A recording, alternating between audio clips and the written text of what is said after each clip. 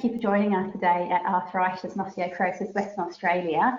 To our consumers, we have organised for another education bite. So this is approximately 3 to 5 minute video, which will really give you some top tips on how to manage arthritis in current issues. So today I'd like to welcome Mr. Vance Lock, who's a senior lecturer in psychology at Murdoch University. He holds a PhD in clinical psychology.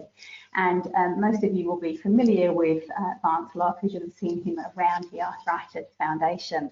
I'm really interested to know, Vance, I'll hand over to you in a moment. We've had lots of questions about when you're living with arthritis, related conditions and general musculoskeletal conditions, including persistent pain. How does one manage that on a background of the unfolding COVID-19 pandemic and the additional stress that that brings? So if I can hand over to you to provide our consumers some top tips on that subject, it'd be really good to hear what you have to say. Well, thanks, Jennifer, for the invitation to come along and talk to everybody, and thanks again to the Arthritis Foundation for all their support and good work. I guess one of the things to keep in mind, if you've been to one of my talks before, you will certainly recognise the theme here. But one of the things we know that's going to make pain worse is the experience of anxiety and stress. So one of the focuses I'll have when going through top tips is really about reducing or minimising your anxiety over this period. Not necessarily easy to do, but there's a few things we can do to try and keep it in check as we go forward. So as I work through these tips, there's no particular order to them. Some will apply to you, others will be more for other people. That's all right, just cherry pick out of this what can be useful. Let me start with the obvious. One of the most important things you can do over this period is be really careful of the kind of media you consume. One of the things you'll see a lot of in the media is a lot of catastrophic news. Things are going terribly in the United States or China, Korea, or wherever it is. And that can produce a lot of anxiety. Will it become like that in Australia? Well, the truth is it may not predict any of that. We know the government's doing a lot here to help. And one of the things you should keep in mind is where the source of the media is. In other words, are you getting information directly from the source itself? For example, the government. The government's released things like a WhatsApp page that you can have a look at. It has regular updates you can check in on. Because one of the scariest things you can look at the moment in terms of media is certainly social media, where everybody talks about terrible stories that have happened. And while many of them are true, they also miss the many, many good and positive stories that are going on in the community. From people constructing bear hunts for kids, to people constructing lovely little tasks for people to walk from house to house and look at their driveway and see rainbows and things to fill in that they've chalked onto their driveway. So remember, keep that balance as best you can. Another really important tip is to hit the structure in your days. It's really easy when you're isolated to lose track of when you should do things because the usual markers of your day are lost. So it's important that you eat right and at regular times. So that means eating breakfast, lunch and dinner when you normally would. Don't just let the day fade away or get up late and then find yourself eating breakfast at 9 o'clock or 10 o'clock. Do it when you normally would do it so that your body stays in its regular routine. And that will help with the second most important thing in this area, and that's sleep. Sleep's critical when you've got pain. You'll all know that very well, that those nights you don't sleep well will make pain worse. Indeed, it makes coping with pain much, much worse. So one thing you need to do is keep the structure in your day, and in particular your sleep pattern. Wake up at the same time, go to sleep at the same time. Make sure you stick to all your usual routines, wind down at night. Even if you don't have the regular activities you would do to mark those things, make sure you structure them into your day. Add into that is some exercise when and if you can. Now, you all know movement is good for arthritis. Sure, I'm not sending any of you out to do a marathon or to lift 500 kilos in the backyard like Arnold Schwarzenegger, but staying active, moving is important as much as you can do. It regulates your body's cycles. it regulates your sleep, and particularly if you can get a bit of sunlight in your body in the mornings, we're really advantageous for sleep.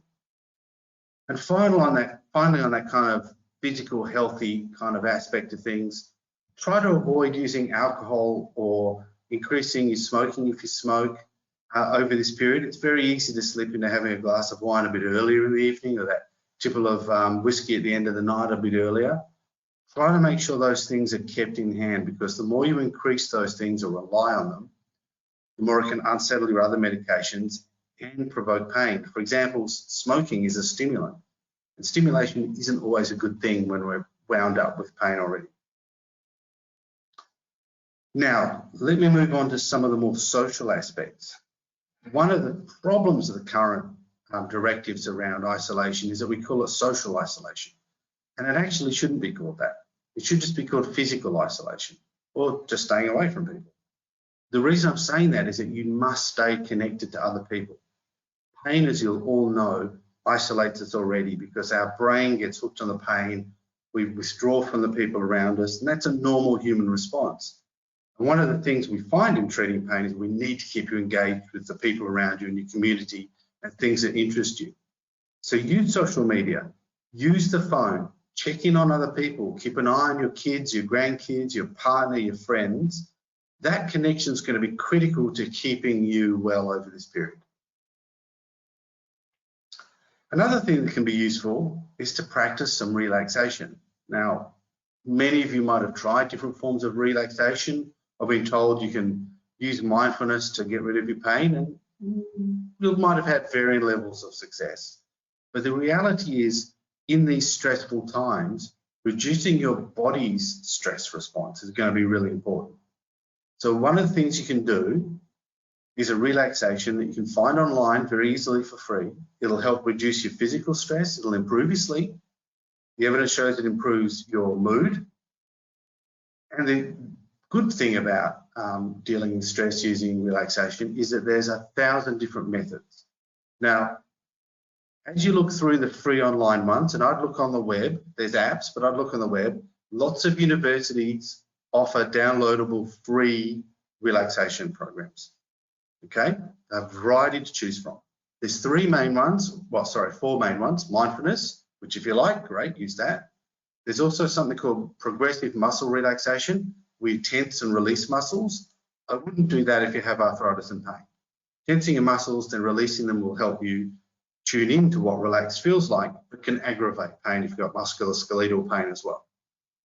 The other two are just going through your body and relaxing each piece at a time.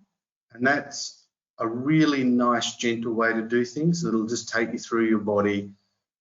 You'll breathe slowly and you'll relax your body in sequence from, say, your head to your toes. Lovely thing to do, really relaxing. And the final one is a visualization. And that's where you would visualize walking through a forest or going to the beach. And that's particularly good if you find your head hooked on lots of thoughts that worry you. That kind of visualization can distract you from those. It could be a lovely thing to do. I'd stick with your straight, what's often called autogenic relaxation, where you go through your body and relax each part in turn, along with breathing at the same time. You find lots of examples of those, and I think they're really useful things during this period. Lastly, let me talk about the way your brain might react to all the stress. What we know happens when we're anxious is our brain starts to look for threat, worrying things that are dangerous. Have I touched something that I should now wash my hands after? Should I check in on people? Are they going to be all right? Our brain's going to start to problem solve and keep us out of danger. While that's really useful, in terms of our pain, it can be very unuseful, because as our pain flares up with stress, our brain can fall easily into that catastrophic thinking of going, oh no, my pain's flaring up, it's going to keep going like this, its trajectory is up and up and up, and I'm never going to be able to get my pain back down. And that's not helpful. So when you're noticing these negative thoughts, the thing is not to try and stop them, because it turns out that trying not to do things is actually really hard and actually quite unlikely to work and can make things worse. Just think back to that piece of chocolate you said you wouldn't eat. And then eventually you do eat it, and then you think, well, that was really nice, I might as well have another 2 or 3 pieces. That's what tends to happen when we try and suppress thoughts. they bounce back more viciously than if we didn't try to. So when you hit those catastrophic thoughts, remember back to the reality. You've had flare-ups before, no doubt, and it's really about remembering that you've got through them, that this really isn't very enjoyable at the moment. It's pretty awful, but over time it will settle down, and you will have techniques for doing that. You'll have gentle massages, you'll have relaxation, you'll have hot packs, cold packs, medications you can use to bring it under control. So remember, you have those available to you as well. You might find if these things are getting worse, the more you watch shows about COVID and keep an eye on the news, it might be an idea to avoid them for a while. I can promise you that 3 or 4 days of not watching the news will not make a huge difference to your life and won't change your ability to cope with COVID advances or changes in the community. Maybe spend your time watching or doing things that you actually like, that are enjoyable.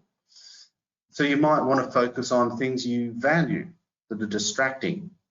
It could be sewing, knitting, it could be puzzles, it could be building things, it could be backgammon, you could play online chess with people. These are things that you value and enjoy that can distract you from all those anxious kinds of things. Now, that's talking about all the psychology stuff. And part of this real focus here on keeping those routines and engaged with the things that used to be valuable to you and used to be enjoyable is that that doesn't disrupt sleep and your usual adaptive processes for pain. And as part of that, I'm not a medical specialist, just to be clear, but do make sure that you follow your medication guidelines strictly over this period. By that, I mean it's easy to miss medication if you lose track of times and routines in your day. Try to avoid doing that. Taking your medication on time is the much better way to use it. Whatever you do, don't stockpile it for those occasions where things flare up. So there's a whole bunch of tips that hopefully you'll find useful over the next little piece of time. Remember, you can always, if you want to, contact me through Jennifer, and we are able to make online appointments. And I should point out that if you have a regular psychologist that you use, you are now allowed under the government guidelines to see them via the internet or even on the phone, fully Medicare funded, bulk billed, so you won't have any costs out of pocket. All you have to do is check in with your GP to get a plan to allow you to do that. So don't let your mental health slip over this period. If these tips aren't enough, please engage someone. All right, thank you very much for listening. Thank you so much, Lance. That's excellent tips. They're very practical, very implementable. So I think that's going to be a great help to our consumers. It's also really important that we are gaining those tips from somebody who is well credentialed to speak on this area, and of course you are. So thank you so much, because the advice that comes from you is sage, solid, and most importantly, professionally informed. So we will make this available for all of our consumers. You would have heard Consumers Vance referring to myself, Jennifer. If you wanted to get into contact with him, you can do that through me.